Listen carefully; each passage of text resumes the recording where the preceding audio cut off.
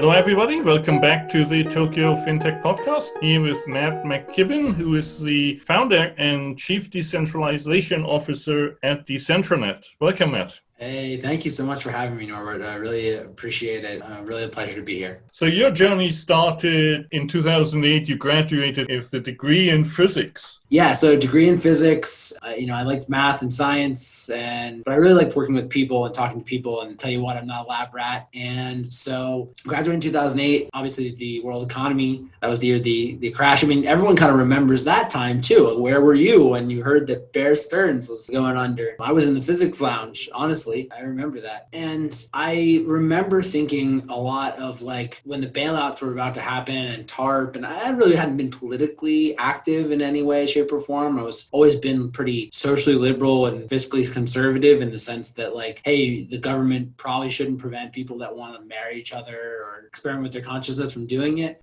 Probably shouldn't spend more than it has and put future people in debt. That didn't make sense. But I remember talking to some physics guys and saying, what do you mean they're printing $1 trillion?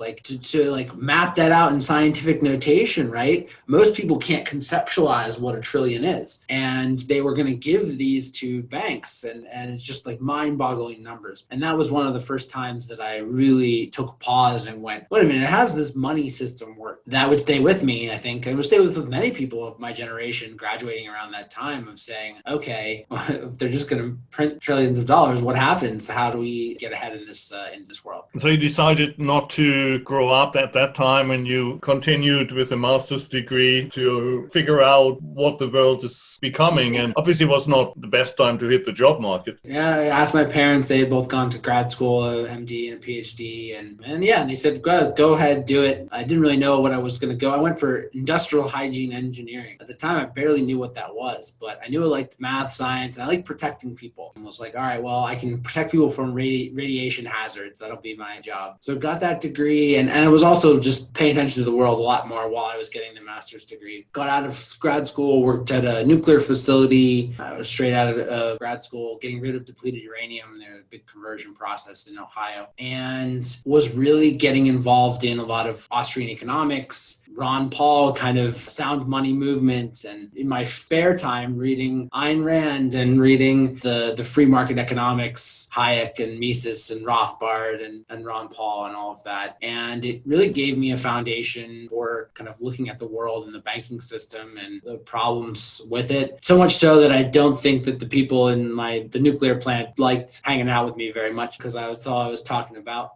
I moved to Washington, D.C. for a girl. That didn't work out, but it was the first big city I had lived in. And I figured I could go back to school or figure out what I wanted to do. Became absolutely enveloped and just loved cryptocurrencies when I found them. I was doing a radio podcast show called Liberty Panacea. Didn't even have a website, but it was like a blog talk radio where on live, my brother and I would talk about libertarian politics and what is money and the Fed and all the war stuff, because there is still stuff, but there's war going on in the Middle East. And so we were very anti that. I remember when Snowden came out with his revelations and had a big show. Very soon running the DC Bitcoin meetup and was just enthralled with the technology that was the separation of state and money. And really the separation of contracts and the state, smart contracts and figuring out that was and learning what a DAO and a DAC and all those types of dApps and things. I remember interviewing Dan Larimer on the podcast early 2014 it was. And the thing is, at the time, there wasn't a lot of language around this. The language wasn't developed enough to have a really strong and mature conversation about what a DAC was or what these applications would do or how they function.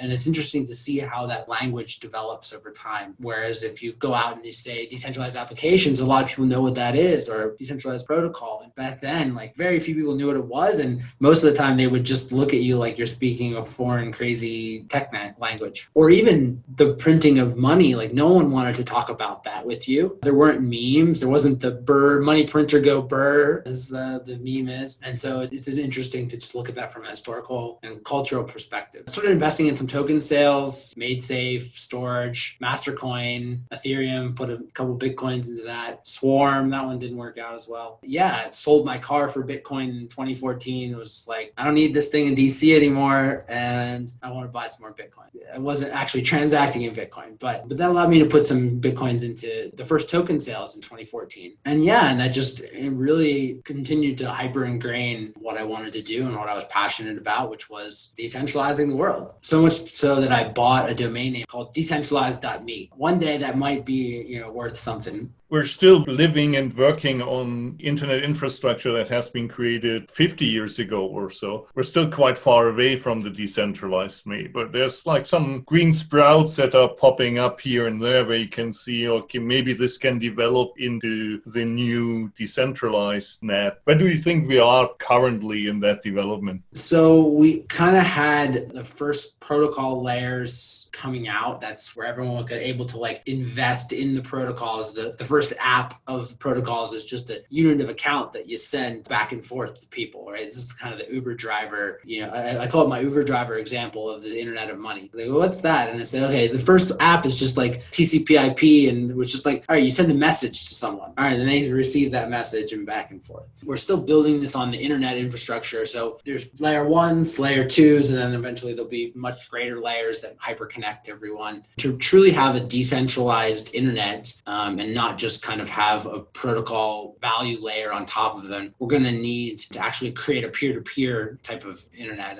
One project that I really liking is threefold.io, and threefold.tech is the for-profit, but they allow for a serverless type of infrastructure for dApps to run their network on top. That's sustainable, that's autonomous, that's equal, and there's a multi-layers on top of that. There's a digital twin that allows for you to communicate instead of on WhatsApp, I'm communicating with WhatsApp and it's going to the server and it's going to here and it's going over to there. Instead, you're communicating directly with a digital twin, which is communicating with someone else's digital twin, and it's not going to a centralized point of failure, as well as you own your data. So the new internet, in my opinion, will very much be somewhere where the experiences that we have all surround our data. We're no longer, the data is held by the corporations, and then we go to them to access it and use their app. It's we own the data, and you can build UIs around the data, and it's more like an experience that you get to go and carry your lifetime of data with you. And it also aligns incentives in a lot of ways, whereas old systems I saw a presentation by Dan Larimer and Brendan Bloomer and Brock in the EOS days, 2017 summer.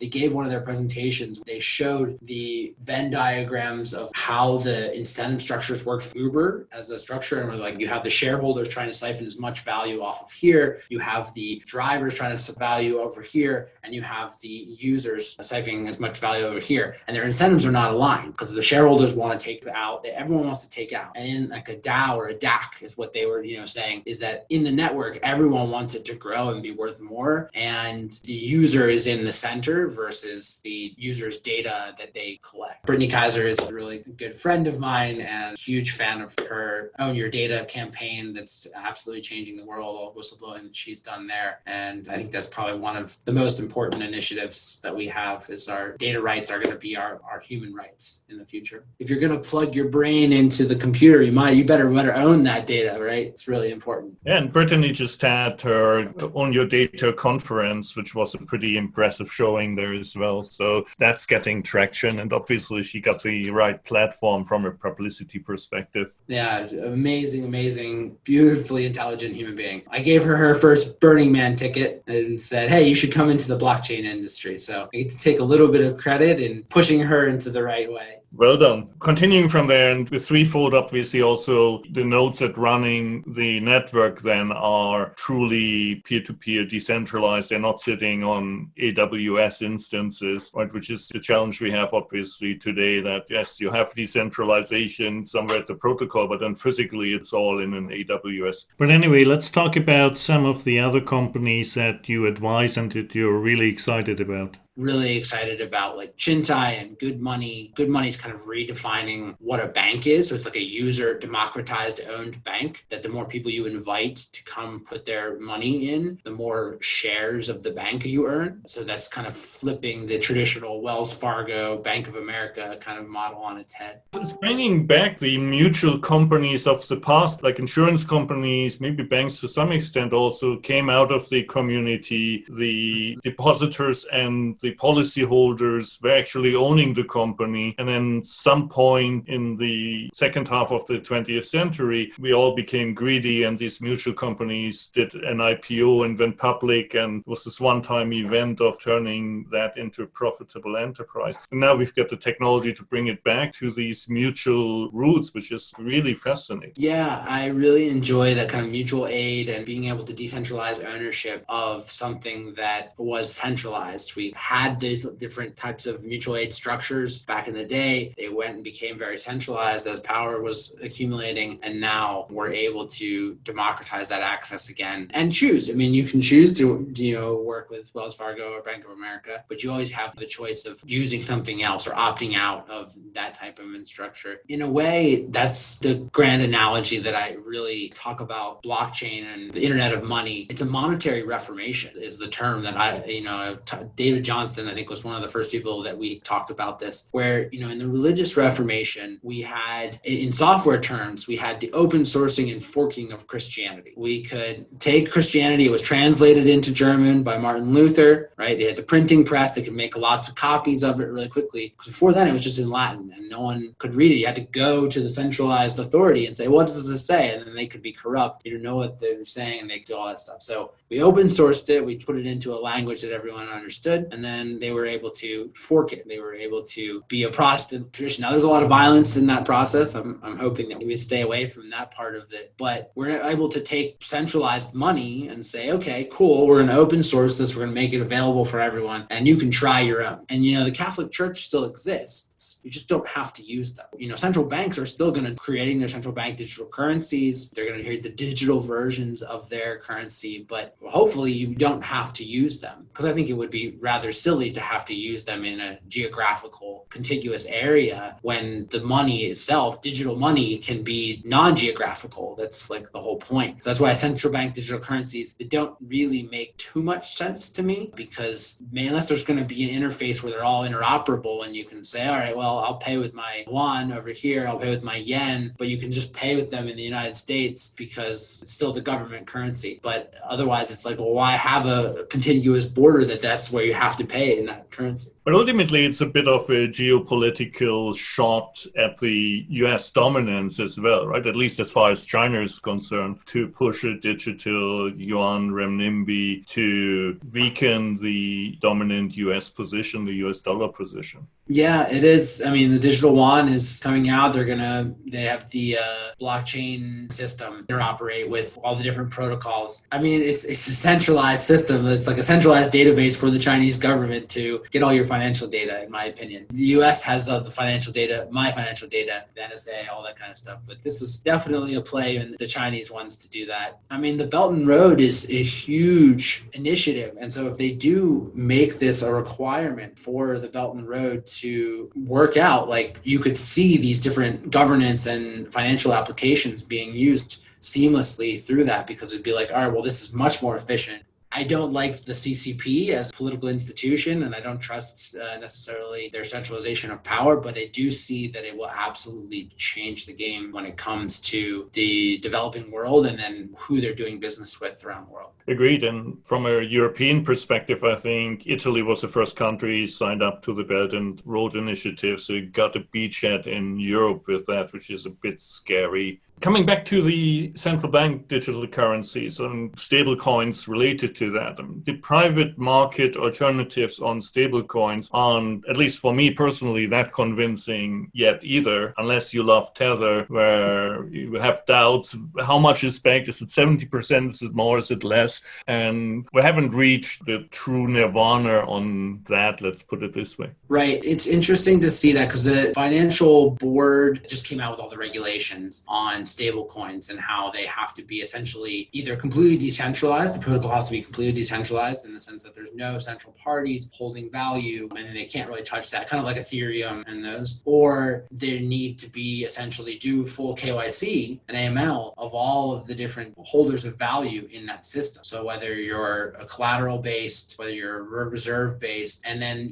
there's these Oracle based ones that are coming out. And the most prominent decentralized one is PegNet right now. I'm sure there will be some other ones, but PegNet allows for basically slapped on oracles that report the price of something, the median price of something every 10 minutes. They slapped on a proof of work with an LRX hash. So it's like really RAM intensive. And they've built up a tremendous amount of value on the system. I'm going to look at it right now so I can be articulate as how much value has gone through the system. As of the past 24 hours, $75 million has been exchanged in the system. The market cap is 13.5 million. And so they have like the top 20 cryptos, the top 20 fiats, and they have gold and silver. You can't get like a stable coin of the Mexican peso or the Indian rupee or the Hong Kong dollar very easily. And these have a very it's interchangeable on ERC20 and run on Factom. And there's a good argument to say that like Tether might be a ticking time bomb, especially with this new legislation coming out, that it's not fully backed, they're under regulatory pressure, and they're going to have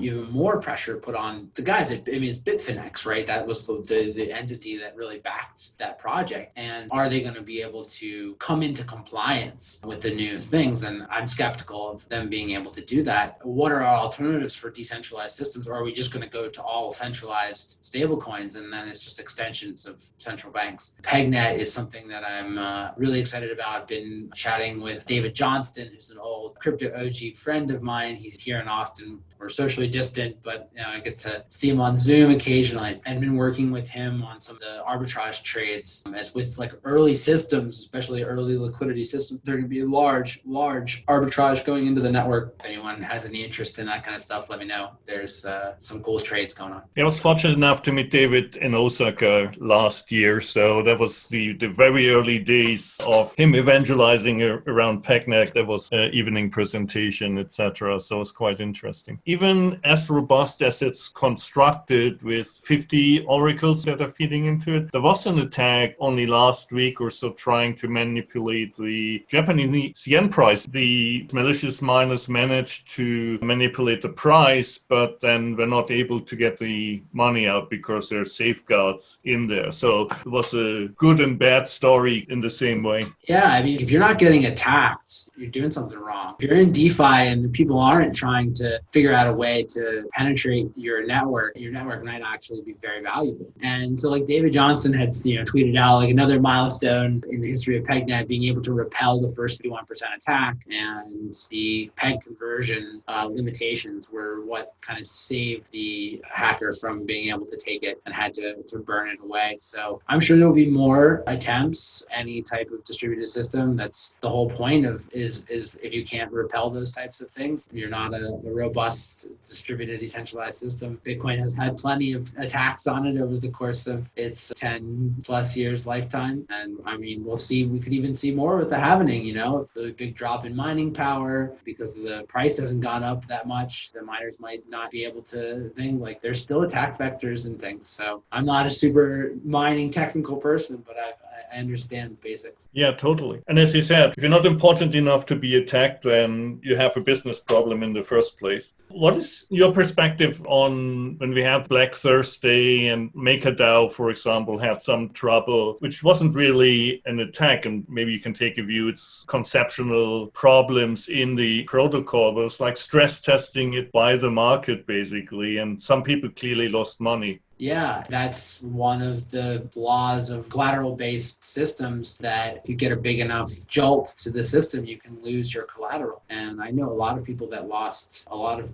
more Bitcoin than I have in some of the collaterals of either lending, they were, lending out, or in actually like the MakerDAO, you have to have that price relationship. So, and then in that, their solution was to start backing some of the collateral with USDC, which is further centralization of the collateral in the solution. Now, maybe they'll won't be able to unwind that eventually. I believe that was how people like currency traders have made a lot of different money, is being able to know how to push on a system so hard that when it snaps, they're in a great position. And so as it gets bigger and as it potentially plugs into even more liquid and like the FX market, these are tiny markets comparatively. And so we'll see as we get into the big boys club, we'll see what types of attacks and especially with futures out there too, they can leverage and put pressure on the price. We started with 2008 and printing trillions, and 12 years later, we're here again, we're printing multiple trillions. How does that make you feel, how much we have progressed in this period of time?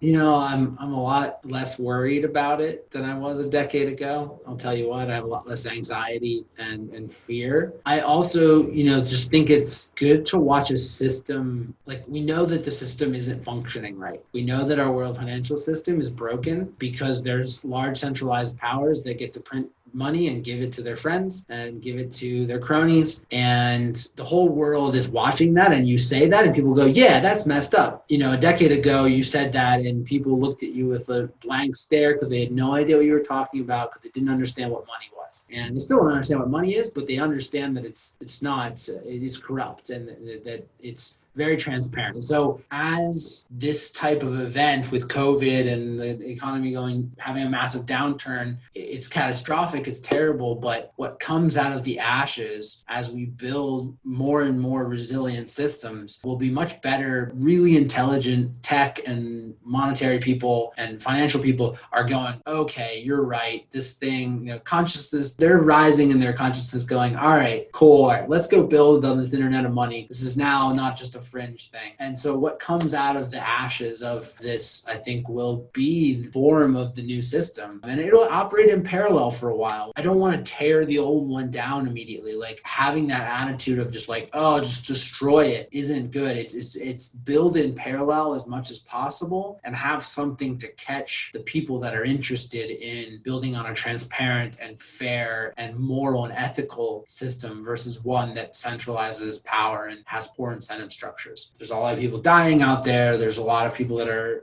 hungry. We're not over and out of this, but I do think that this great reset that we have, great kind of sunshine is showing on what our systems are, and it allows for us to improve them. Yeah, I think that's a fantastic perspective, positive outlook on all of this. I mean, similar to what you said on the central bank digital currencies earlier, our current financial system is somewhat anchored in the nation state. And so if we're really thinking about decentralization, it would also be borderless. And so in this parallel build process, the old system will degrade slowly based on the nation state. And in parallel, what you're growing is fully global, decentralized, and full access for anybody. And so it's maybe the different dimension in that, right, where it's applicable. Yeah, and I don't know whether like smaller jurisdictions, you could have city-state currencies. You could have a global jurisdiction in some way where you buy into governance services